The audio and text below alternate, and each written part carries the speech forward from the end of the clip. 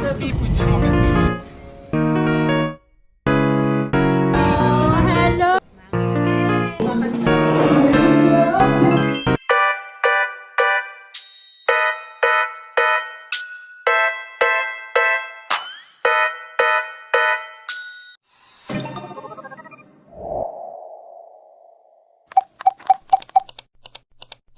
Hi mga Swiss! It's Sunday today and first time kong mag-office ulit. Comfy muna yung outfit natin kasi medyo mainit yung panahon ngayon. And fast forward, lunchtime na namin. Leche flan nga pala yung dessert ngayon. At ayan naman ang ating ulam for today's video. Gulay nga pala at kilawin yung kinain ko dyan. And heto nga pala yung kasama ko today. Diyos ko, yapeto, got bisaya ka na mag-swing. Kaya rin impulsive, mag-book lang villa. Heto yung mga hindi naman nakaplano na biglang natutuloy. As you can see, mga small bag at laptop bag lang yung dala namin. Yung mga food namin is binili na lang namin sa tawid. Tapos yung mga damit namin, pinalalamove na lang namin. Pagbaba namin, andito na nga pala yung mga kalad Karen friends namin. Alam na alam mong mapepera ang mga gays kasi isang text lang, andyan na nga sila. Mukhang malalaki ang mga nakuhang P4P bonus ha. Wow! By the way, nag-book nga pala kami ng Grab tapos sabay-sabay kaming pumunta doon sa villa. And masingit ko na lang din lakas maka-Baguio feels nitong Grab na nasakyan namin. And finally, we're here. Nauna nga palang pumunta si AD dito to check if legit yung place. And voila, sobrang nakaka-relax mga Swiss. Meron na din palang kasamang ref dito, microwave, rice cooker, kitchen utensils, and lahat ng basic needs mo. And yes, meron ding free hand soap, dishwashing liquid, at free mineral water pa. Dito naman tayo sa kabilang side dumako, eto naman yung CR. Sobrang malinis, amoy bago, at super aesthetic ang vibes. Provided na din nila yung toiletries, kamukha ng body wash, shampoo, at tissue.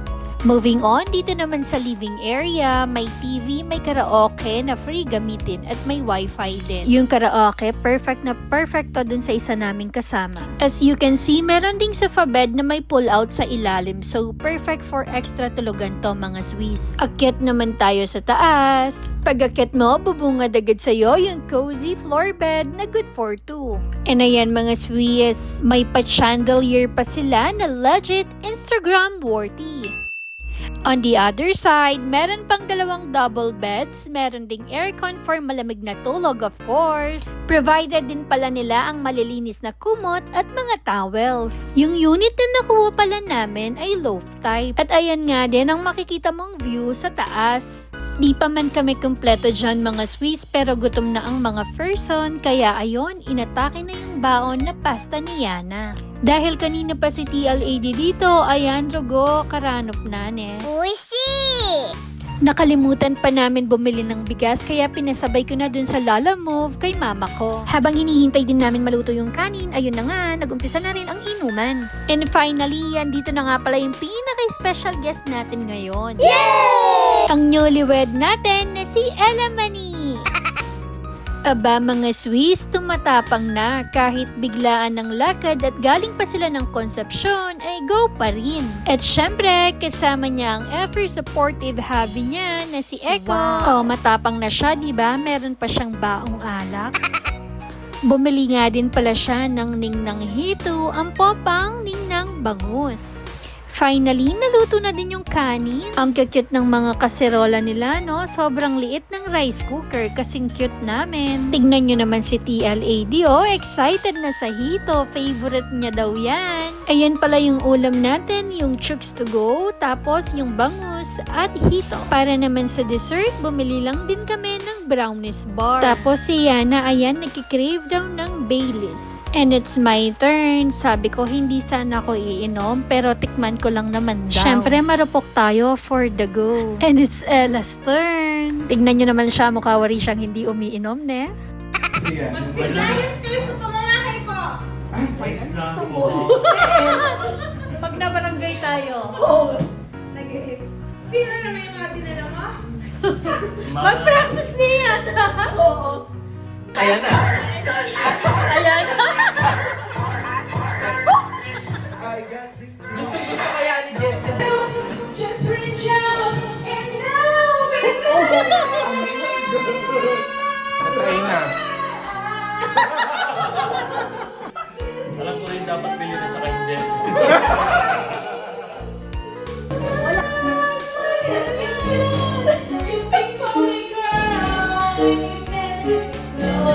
Send mo kay Mother K. Favorite ni Mother K yan.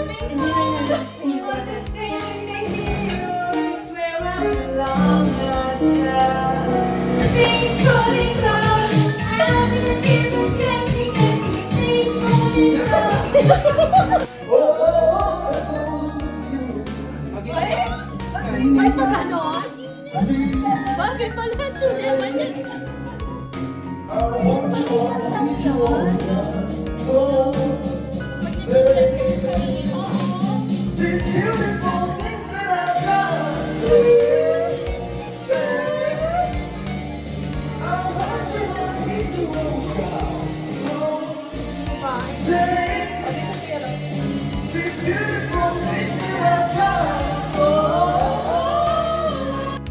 Then ayan, nagutom nga ulit itong special guest na singer natin. Hindi nga rin pala sila mag-overnight ng Diyosawa niya kasi kukunin nila yung biggest blessings nila bukas. Congrats, Bax! Well deserved! Around 3 a.m., bigla nilang naisip na gusto daw nilang mag-swimming. So ayan, babad na tayo. Yung suot ko nga pala na swimsuit dyan ay bigay ni Ella Mani. Tapos yung jorts binili lang namin dun sa tabi sa ukay-ukay. Dahil nga hindi naman talaga kami prepared at sobrang biglaan lang ng lakad na to. Alam nyo ba mga Swiss, sa totoo lang, adulting isn't easy. Most of the time, may expectations sa lahat ng bagay at minsan nakaka-drain talaga. Pero yung ganitong moments, simple banding, tawanan, kwentuhan, ang laking tulong na nito sa amin. Lalo na syempre kapag kasama mo yung mga taong dati mong ka-work lang pero ngayon, family mo na. Hindi mo man masabi na palagi pero sila yung nagpapagaan ng araw mo. Work-related man yan or personal life, sila lang yung current bodies namin. Kaya naman talaga kapag nagkaka-chance kami ng ganito, sinusulit na namin. Pagkatapos namin magreklamo sa mga bagay-bagay, ayun, maaalala na naman natin na tomorrow is another day at hindi ka nag-iisa. Saya! Happy New Year!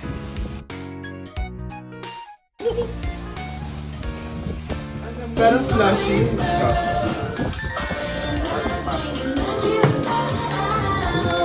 And you want me? Good morning! Good morning! Hello, Daddy. Bakit na mo ka mag-launcher kami? Ayun na nga, thank you ka sa Isabella and ayan lang ang ganap natin for today's video. Thank you for watching. Bye!